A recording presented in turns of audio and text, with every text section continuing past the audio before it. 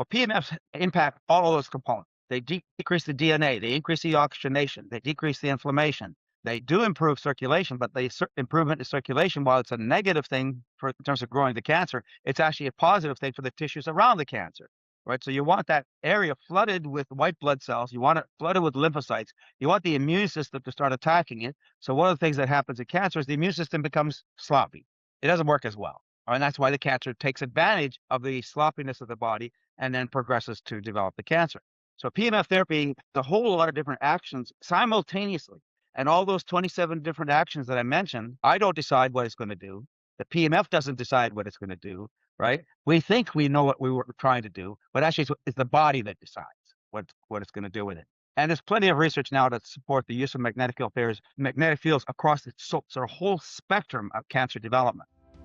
Welcome to the PEMF Effect, where breakthrough science helps take control of your health. I'm Dr. William Pawluk, and I'm here to guide you in tapping into the power of PEMF therapy for recovery, vitality, and total body wellness. From overcoming chronic pain, optimizing brain health, boosting energy, and aging with strength, this podcast is your path to cutting-edge solutions for lifelong well-being. If you're ready to move beyond symptom management and tap into your body's natural healing ability, you're in the right place. Let's dive in. Today's episode is a previously recorded session from a summit where I was a guest speaker. Well, Dr. Pawluk, it is such a pleasure to have you on this segment of Cancer Breakthroughs, and we're going to be talking about an extremely powerful tool that people can utilize while battling cancer. So thank you so much for joining me. My pleasure. I'm looking forward to it and looking forward to sharing this information because very few people know about PEMFs and cancer. And you, for everyone out there, Dr. Pawluk's worked with magnetic field therapies for 30 years and established an authoritative website, drpawluk.com. He's authored 2 comprehensive books on healing with magnetic fields called Power Tools for Health, and this year, Supercharge Your Health with PEMF Therapy. The Supercharge Your Health book describes how PEMF can be used for over 80 different health conditions, how to select the PEMF system to help, and how to use it properly and to get the best benefits. And I mean, you have so much experience and so much that you've done in this area. So I'm just gonna let our interview show the audience the knowledge that you have. So talk to me a little bit first about PEMF. What is that, and how does that differ from electrosmog and EMF and things that people are afraid of? Critical difference, and it's the elephant in the room, if you will. So basically, everybody's concerned about EMFs, and obviously people are concerned about EMFs relative to cancer as well. But EMFs are a different animal than PEMFs. So EMF stands for electromagnetic fields. PEMF stands for pulsed electromagnetic fields. And I consider EMFs to be environmental magnetic fields. They're in the environment. They're all around us. The difference is that EMFs are basically broadcast. They were developed for communication purposes. They were not developed for biology. And in fact, they've been relatively poorly evaluated for biology or impact on biology. There's some evidence to indicate that there could be a risk. And we can get into that a bit as well. But PEMFs are completely different critters. They're not like a broadcast tower, like a microwave tower or a television tower or a radar tower that's broadcasting into the environment. That's what we call open loop. It just keeps on going. PEMFs are designed by a machine producing a current, driving that current through a wire, and essentially becomes a loop. So you have a wire and then you have a loop. And that loop is what creates the magnetic field. That's based on the concept of what's called the right-hand rule. Current flowing down a wire, like my thumb is the wire. The current then generates a magnetic field that's perpendicular to the wire. So every pulse of the current, hence pulse magnetic fields, every pulse of the current causes a pulse of magnetic field, which is perpendicular to the flow of the current. And that current, that magnetic field, based on the current flow, goes out, spreads out, and it comes back and collapses on itself. So that's called a closed loop. So EMFs are designed for communication, and what happens with EMFs is they're extremely short wavelengths. And that means they get absorbed into the body. And when they get absorbed into the body, they heat. And they cause DNA damage, you got cellular damage, and so on. So we know that, again, because they're not designed for that. And we know that with microwave ovens. That's the whole purpose behind a microwave oven, to cook, to heat, right? It's the same principle. The contents in the microwave oven absorb the magnetic fields, the tiny little wavelength magnetic fields, absorb it and then cause their effects. So PEMFs are very low, let's say frequency, the wavelengths, and there really aren't any wavelengths anyway. It's a pulse. And because it collapses back down again, so it's moving into the body and coming back, and moving into the body and coming back.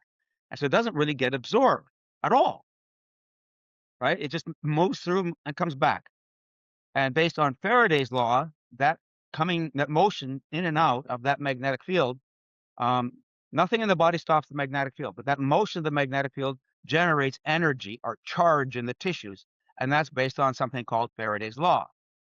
An example of Faraday's law would be taking a magnetic field, having a coil that's closed, that's not connected to electricity, coil that's closed, let's say put a light bulb in that circuit. So what Faraday discovered is if you pulse a magnetic field past that wire, you generate charge in that coil, which lights up the light bulb. Well, that's exactly what it's doing in the body. Are you tired of living with chronic pain? Medication only masks the symptoms, but real healing starts at the cellular level. I'm Dr. William Pawluk, the leading expert on PEMF therapy. Pulsed electromagnetic field therapy is a science-backed, drug-free solution that helps reduce pain, speed up recovery, and improve overall health, right from the comfort of your home. Take advantage of an exclusive 10% discount on drpawluk.com PEMF systems. Visit drpawluk.com, that's drpawluk.com, to register and claim your savings.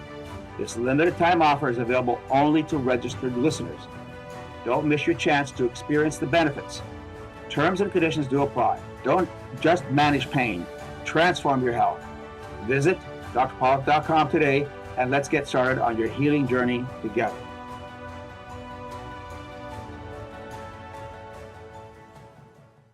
So, well, obviously, we all want to have energy, and cells need energy in order to be able to detoxify, to repair, to all these different functions. So, tell me a little bit more than kind of the pulsed PEMF.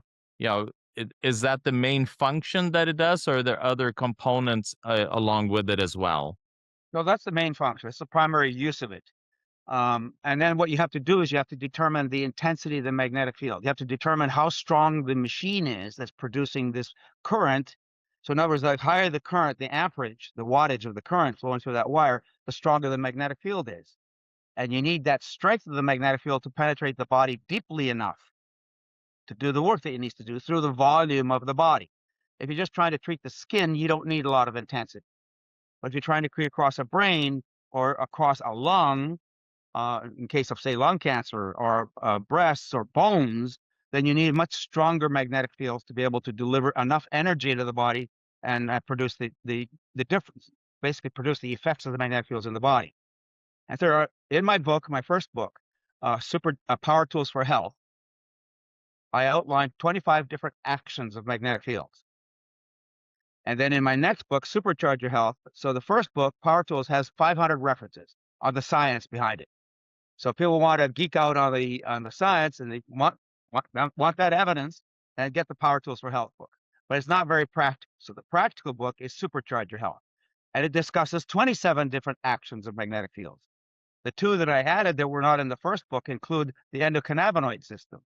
So PEMFs have been found to actually stimulate the endocannabinoid system, which is the purpose behind CBD and marijuana, cannabis, and so on. And also the cellular matrix. In the cells and between the cells, there are tubules. There are little fibers, if you will, and those fibers conduct. So when you put a charge through into the tissues and you increase the energy in the tissue, the charge, electrical conduction in the tissues, you can get very rapid pulses of charge moving through the whole tissue. So for example, if you do bend your forearm, that action through the the fascial planes through the connective tissue produces a charge at the rate of 30 meters per second,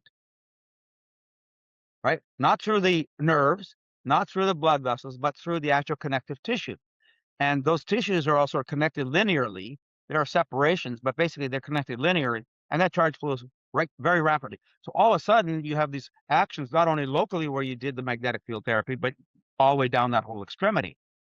So it's amazing what magnetic fields do. So in regards to cancer, I mean, here you have then a tissue that obviously is behaving in an abnormal fashion and replicating uncontrollably.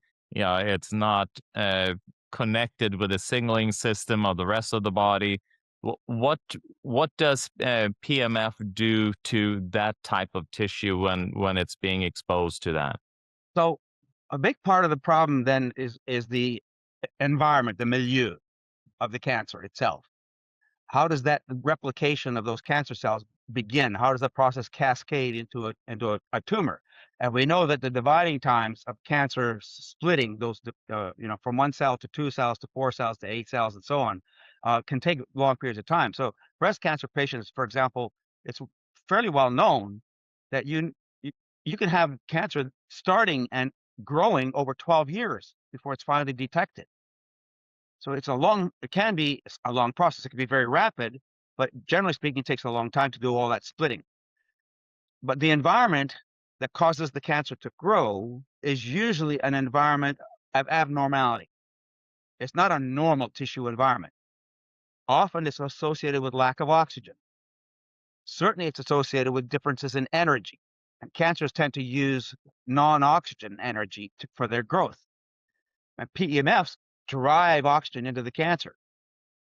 So that creates oxidative stress for that cancer, which then helps whatever else you're doing, that you're trying to dump onto the cancer to get it to stop growing, work better. Basically, PEMFs, by virtue of the energy they stimulate, increasing circulation. Inflammation is huge, right? It's a huge contributor to the development of cancer. So you have an inflammatory environment that causes abnormalities of the cells. They're not healthy.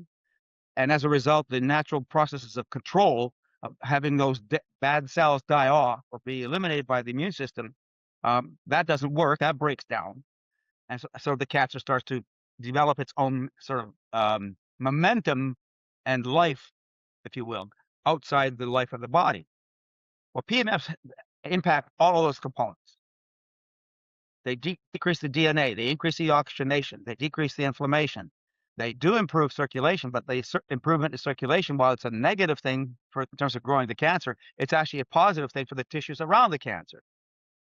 Right? So you want that area flooded with white blood cells. You want it flooded with lymphocytes. You want the immune system to start attacking it. So one of the things that happens in cancer is the immune system becomes sloppy. It doesn't work as well. And that's why the cancer takes advantage of the sloppiness of the body and then progresses to develop the cancer. So PMF therapy, a whole lot of different actions simultaneously. And all those 27 different actions that I mentioned, I don't decide what it's going to do. The PMF doesn't decide what it's going to do, right? We think we know what we were trying to do, but actually it's the body that decides what it's going to do with it. And there's plenty of research now to support the use of magnetic fields across the sort of whole spectrum of cancer development. And so you talked a little bit about angiogenesis, or production of blood vessels, and that's always so how does it benefit then the normal tissue, the good tissue around, and bring? I mean, yeah, I get it, bringing all the white blood cells and all that into that location, but you have all that blood vessel production that's created to support tissue that it's gone rogue and needs a huge amount of nutrients and needs all these different growth factors in order to be able to support its own existence, because it's not very efficient in producing energy. So how does that not happen? How do we protect that process not take place? Well, I'm not well in terms of PMF therapy, you can't. So I do say that magnetic field therapy does not work on its own. You can't build a house without bricks and mortar. You can't have to help the body to defend itself better unless you supply the body other resources to be able to do that. So you may need antioxidant support of all kinds. That's the whole reason behind IV vitamin C and alpha lipoic acid and so on. They're all important because they give the body, you supply the body extra tools to be able to do the work that it should have been doing in the first place. But what PMFs do is they bring energy to the process. And again, a metaphor is that you're building a house or remodeling a house. You need the tools, you need the resources, you need the supplies to build a house, and you need the tools. And if you use, so let's say, hand tools, it's going to take a lot longer to build a house. But if you use power tools, then you're going to do it much better, much faster, more efficient, less likelihood of the problems happening with construction. But you have to supply energy for those power tools. And that's what PMFs do, is they now provide you the energy for everything else to work better. But one of the things magnetic fields do is they increase ATP production. And cancers don't really like ATP. Well, I mean, so yeah, because their mitochondria is quite dysfunctional, and if you drive that mitochondria at a high, you kind of rev the engine, faster. Their mitochondria really can't handle it, and that when the mitochondria then breaks down, there's a lot of reactive oxygen species, oxidative stress that just leaks out into the cell to trigger then the cell death. So so that is a powerful strategy, is to really push the mitochondria of the cancer. And also, so PMF then is a powerful tool for that. For that.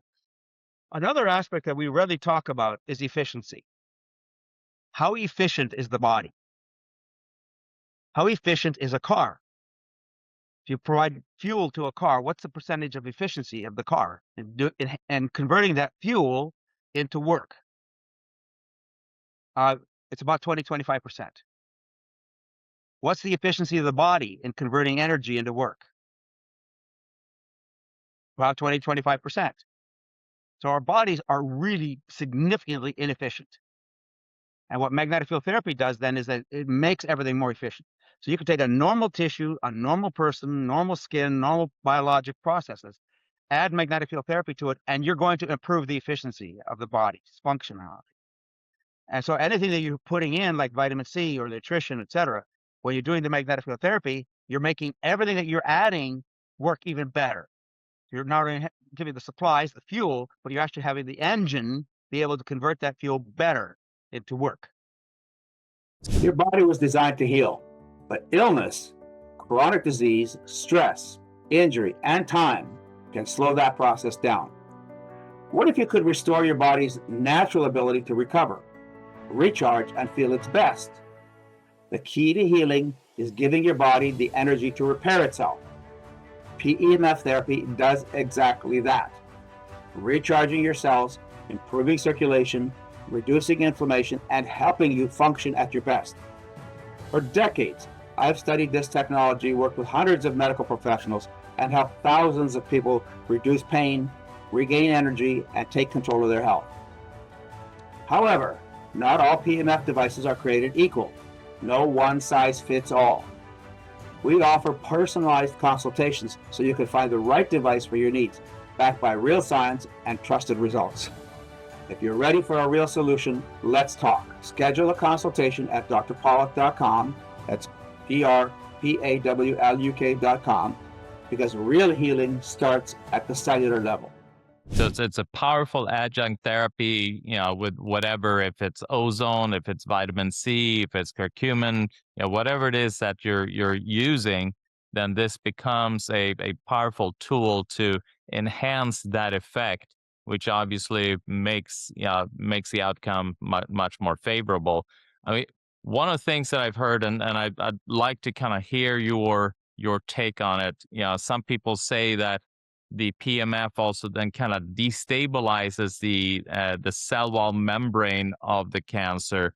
What is there any truth to that? Because obviously the cell wall membrane in a cancer cell is not as healthy and robust as a normal cell would be. So then putting stress on the cell wall membrane, with these pulsed magnetic field, is there any truth to that? Well, yeah, and I haven't read anything that says specifically that that's an important mechanism of action. I think what you're saying is absolutely correct. If you have an abnormal membrane, for example, a healthy cell has how many membrane channels in it? Hundreds, right? And so PEMFs open up those membrane channels because you're introducing charge. So what happens is a cell builds up charge on the outside because it's damaged, and the membrane channels are not working properly. The calcium channel, the potassium pumps, the calcium pumps, the magnesium pumps, all those pumps are not working properly. So when you start to open them up, then all of a sudden nutrients get in better and waste gets out better. So if a cell is compromised, then magnetic fields are going to cause the cancer cell to work harder, but it needs fuel to do that. So if the cancer cell does not have enough fuel, not just blood supply, but also nutrients, carbohydrates, right? And it doesn't have the nutrients that it needs to function its or demand for increased functionality, then it suffers, it dies, right? Apoptosis will begin to happen. Now, does that mean you're going to kill the cancer, cause the cancer to go like that? No, it's obviously it's a gradual process of controlling the cancer. And what they've seen with cancer cells, compared to normal cells, that there's a certain voltage across the cell wall membrane that a normal cell has, and then in a cancer cell, that voltage tends to drop dramatically. And I know, like you're mentioning, in order to be able to open up, when you open up those ion channels, those pathways, through the cell wall membrane, that is what helps to regulate then the voltage within the cell, to keep it healthy. So, I would assume that is another mechanism to kind of normalize that voltage. And then if you have a cancer cell with lower voltage, then to kind of drive that up maybe, and then to convert the cell more into either a normal function or then to move it towards apoptosis. Or what happens, obviously, what you're saying is that when you're putting a demand on a cell, it has to be able to meet that demand. So if I'm making a cell work harder, if I'm making a cell more efficient, then it needs the fuel, needs all the other resources that it needs to be able to do that.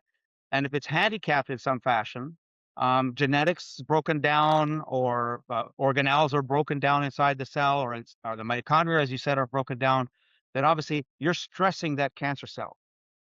And that's what ends up causing the apoptosis. Fortunately, with magnetic field therapy, there's no single mechanism.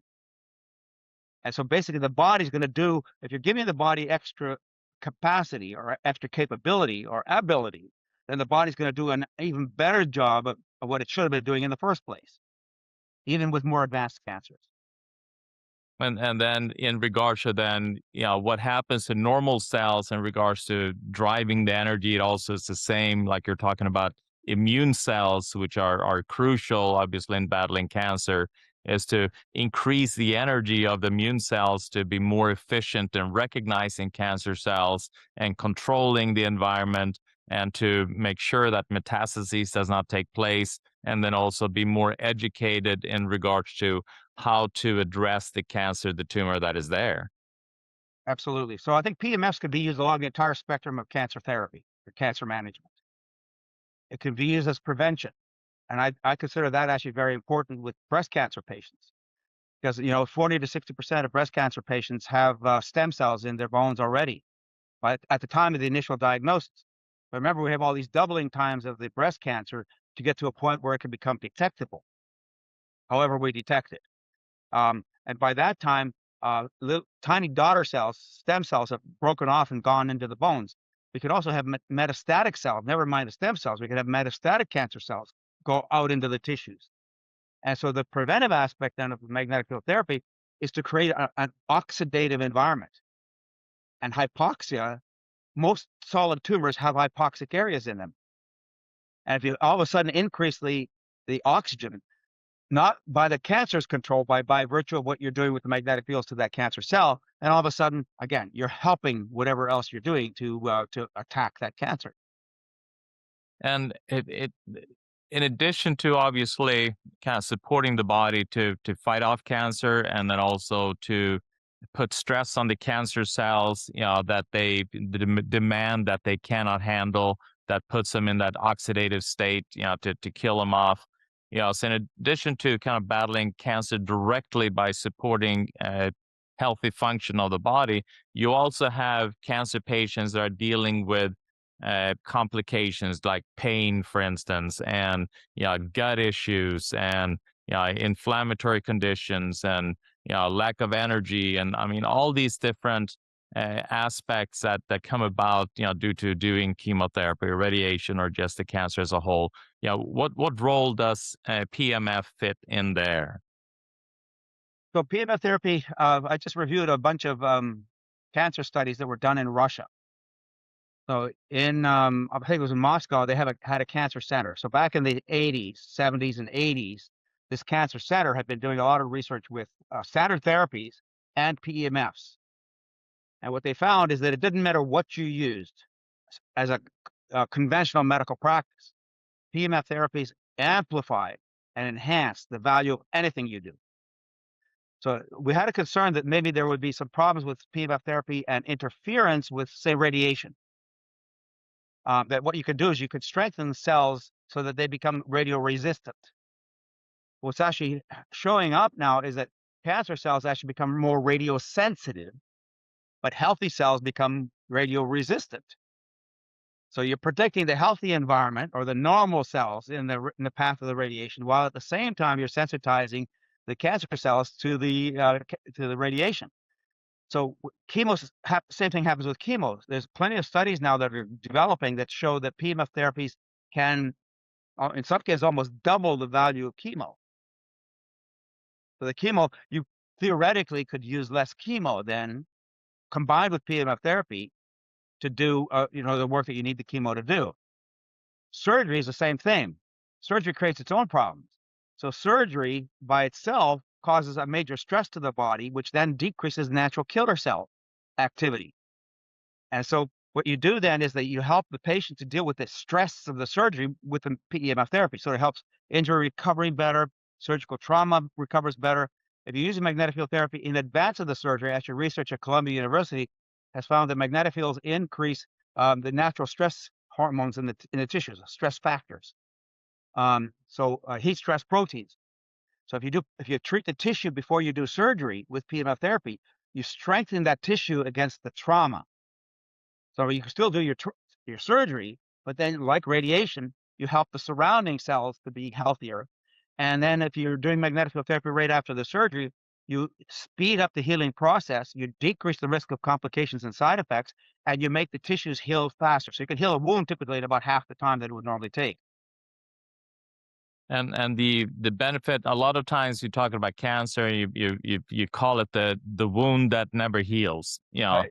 So if we then support the completion of that healing loop, where and using then PMF, then the body is not stuck in that, where it's bringing in factors to try to continually heal that wound, so to say, because you've completed the loop, and then the inflammation, that tissue is decreased, and then also you don't have a lot of different protein or amino acid components that can then feed the cancer because you kind of seal that tissue. So PMF will help with that process, and then obviously healthy tissue is less likely than to move into any kind of cancerous process. Or a cancerous process, exactly correct. So all of those factors, like NK activity, for example, as I said, surgery decreases NK activity, the stress of the surgery itself. Never mind the narcotics, the painkillers, the sedatives and tranquilizers, all these things impact NK activity. So PMFs then, by strengthening the environment, help the body to stabilize and increase NK activity so that you're less likely to sort of coincidentally. So if you have an appendectomy, for example, you have a history of cancer 10 years ago, 20 years ago, how often do we hear that a year or 2 years later, cancer shows up? Because even though you're supposedly healed and you're a survivor, now it's all gone in the past, all of a sudden, bingo, cancer shows up. Why? Because of the stress causing a suppression of NK activity.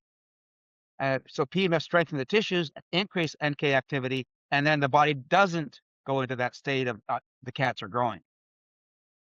Yeah, it was a friend of mine in Portugal that works with cancer patients. Has been doing it for 30 years, and he made the statement that's kind of stuck with me, that surgery increases metastases by 40%.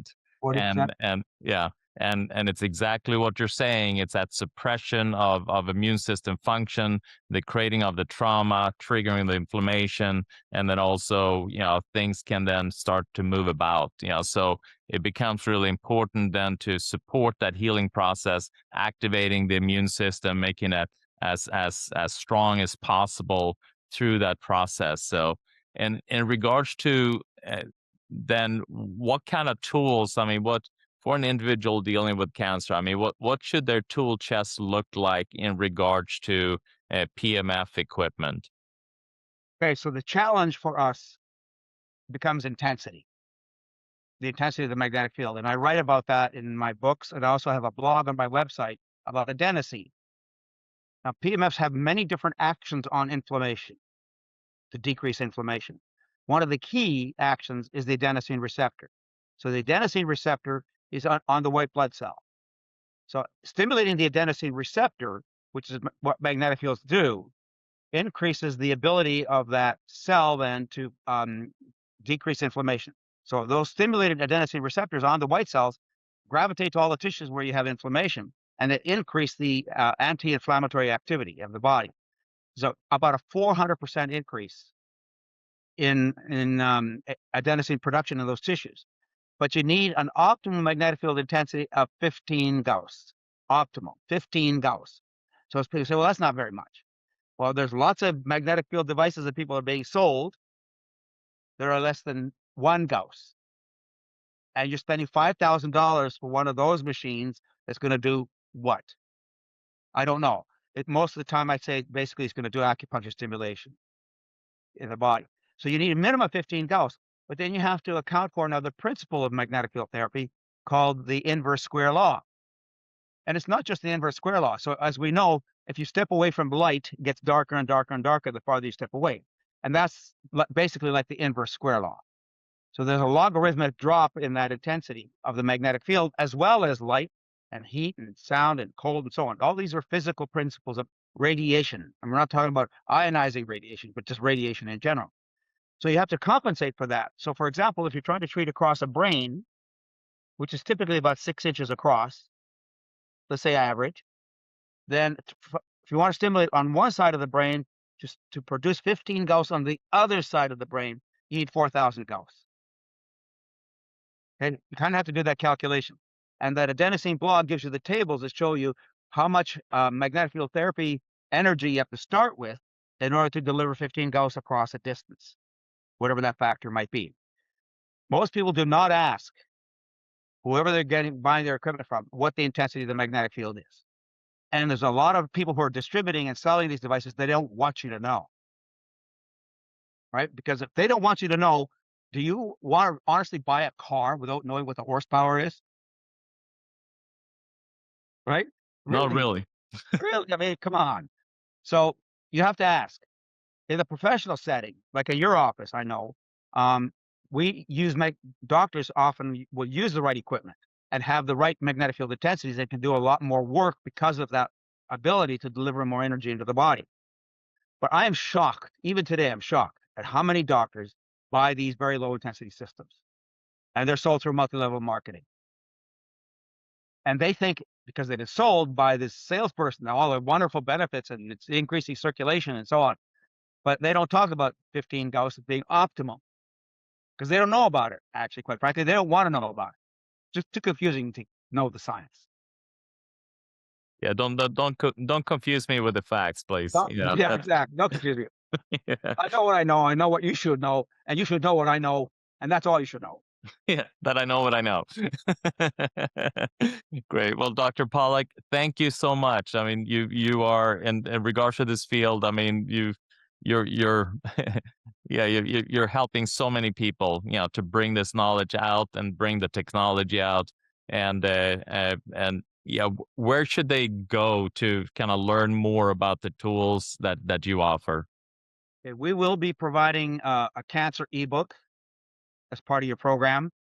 They can go to drpawluk.com. That's drpawluk.com. There's a ton of information on there, including that adenosine blog. And then in addition, as I mentioned, the 2 books. So Power Tools for Health is a basic book, but it has more of the science in it. And the practical book, the manual, if you will, is called Supercharge Your Health with PEMF therapy. So I think anybody who's going to make an investment in a PEMF device, and most likely you're going to have to spend a minimum of $5,000 to get the appropriate machine. And we have a lot of equipment on our web page, on our product comparison guide on our web page. And we also have the store, so you can get the intensities of the devices and the costs. So you typically, in order to get the right intensity for cancer, and the other thing about cancer is you can't afford to make a mistake. You can spend $5,000, get a machine that you're sold is going to work, and then all of a sudden, 2 or 3 years later, you discover, oh crap, right? It didn't work. So armed with this knowledge and this information, you will now take charge, and you will be more certain of being able to get a benefit, along with everything else that you do, with all the other ancillary therapies. And I still recommend the ancillary therapies. So unfortunately, to do a cancer care adequately, you need a tool chest, as you said. It's not just one tool, it's a set of tools. And then you're going to have to do this for the rest of your life. We never talked about this, but I don't like the concept of survivorship. I think survivorship lulls you into a sense of you're done, right? So we know even with breast cancer, if you don't die at the time of your treatments from breast cancer, initial breast cancer, usually the first diagnosis, 10 to 20 years later, metastases start showing up, right? They've been quiet there all along. So you can't just stop at the time of initial treatment. You have to keep treating yourself for the rest of your life, right? So if it's not breast cancer, it could be who knows what else.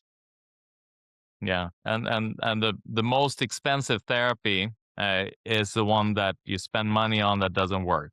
So yeah, it is key. Yeah, it is key to find, spend your money wisely and make sure that you have great resources and people that are really educating you in what works. And that's what I appreciate about you. Well, Dr. Pawluk, thank you so much for this, for bringing your expertise and your knowledge and your tools. So thank you so much. You're very, very welcome, and enjoy the rest of your day. Everybody be healthy and well. Live long and prosper, as they say. Yes. Yeah, we'll do a little. Thanks so much, Dr. Pawluk. Thanks for joining me on the PEMF Effect.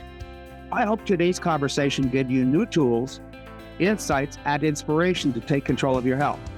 If you enjoyed this episode, don't forget to subscribe, leave a review, and share it with someone who could benefit from PEMF therapy and holistic healing. Your body has the power to repair, recover, and thrive. Sometimes it just needs the right charge. Until next time, stay curious, stay proactive, and keep powering up to better health.